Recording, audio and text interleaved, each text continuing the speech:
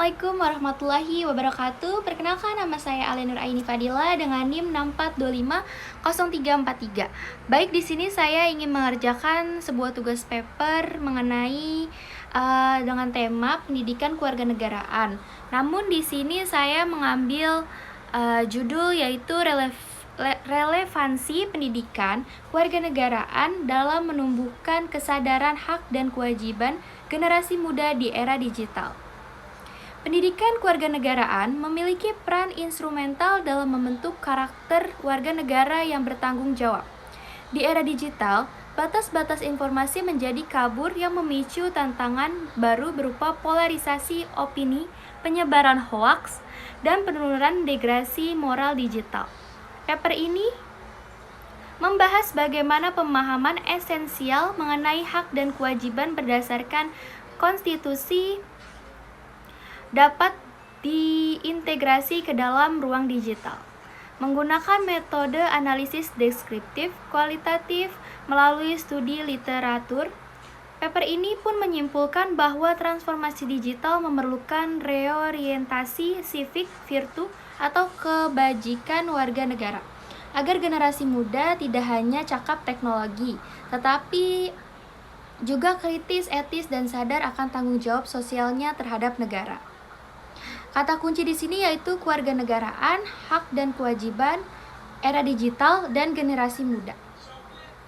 Di sini rumusan masalahnya yaitu ada dua, yaitu yang pertama, bagaimana hak dan kewajiban warga negara diimplementasikan oleh generasi muda di ruang.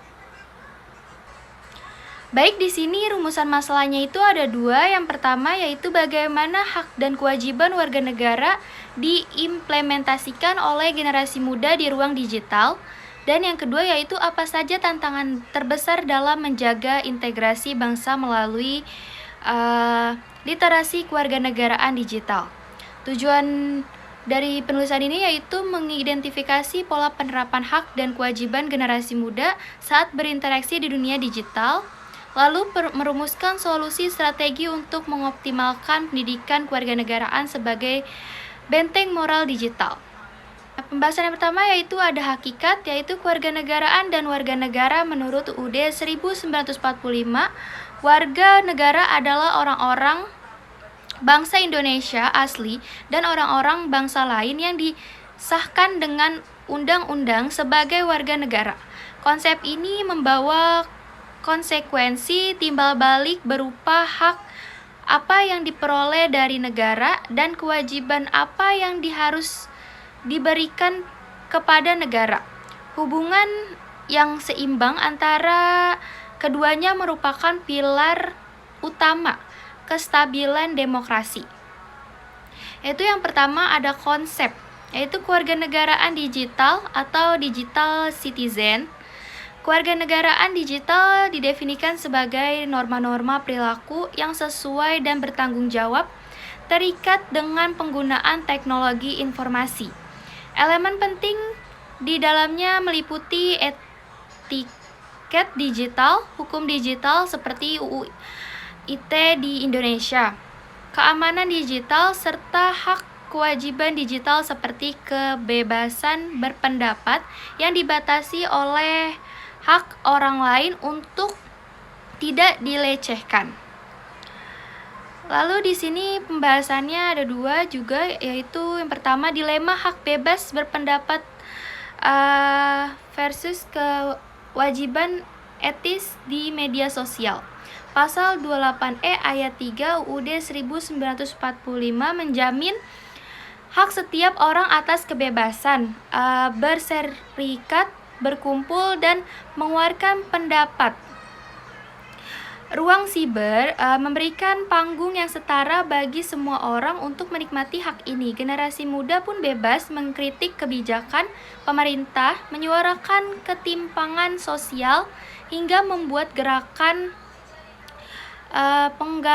penggalangan dana kemanusiaan.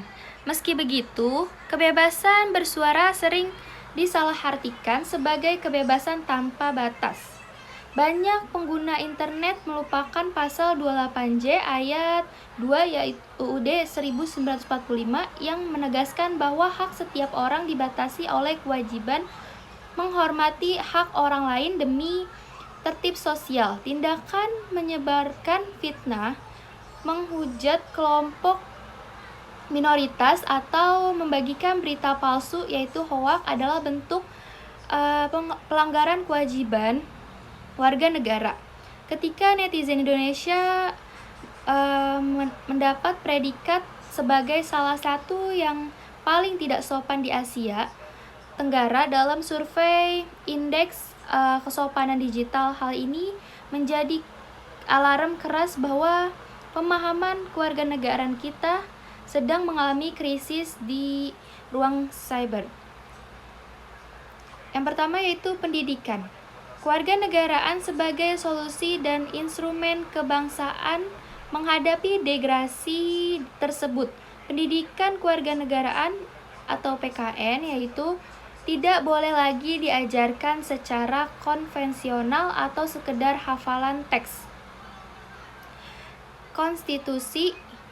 PKN harus bertransformasi menjadi generasi muda perlu dibekali dengan kemampuan seperti verifikasi informasi, yaitu mampu membedakan fakta dan opini guna memutus rantai disinformasi. Lalu civic digital, yaitu mengarahkan kreativitas digital untuk kampanye positif seperti toleransi antar umat beragama, pelestarian budaya lokal, dan cinta tanah air. Lalu kesadaran sektoral, yaitu memahami batasan hukum formal cyber seperti pasal-pasal pencemaran nama baik dalam UU ITE agar terhindar dari konsekuensi pidana akibat kecerobohan digital. Lalu kesimpulan dari PKN ini yaitu kewarganegaraan di era modern tidak lagi dibatasi oleh sekat-sekat geografis, melainkan kesimpulannya yaitu kewarganegaraan di era modern tidak lagi dibatasi oleh sekat-sekat geografis, melainkan meluas hingga ke ruang digital. Kesadaran akan hak untuk berekspresi harus berjalan selaras dengan kewajiban untuk menjaga kehormatan orang lain dan mempersatukan bangsa. Generasi muda memang memegang kunci apakah teknologi akan menjadi pemersatu atau justru pemecah belah. Integrasi nilai-nilai kewarganegaraan ke dalam etika bermedia sosial adalah langkah mutlak demi melahirkan warga negara digital yang cerdas dan berkarakter Pancasila, yaitu smart and good citizen. Sarannya yaitu bagi lembaga pendidikan, kurikulum pendidikan kewarganegaraan ditingkatkan, sekolah hingga perguruan tinggi wajib memasukkan materi khusus mengenai literasi digital dan hukum cyber secara aplikatif. Yang kedua, bagi generasi muda, diharapkan mampu menyaring informasi sebelum membagikannya, serta menggunakan hak digitalnya untuk memajukan reputasi bangsa bukan merusaknya. Sekian dari saya, kurang lebihnya mohon maaf. Wassalamualaikum warahmatullahi wabarakatuh.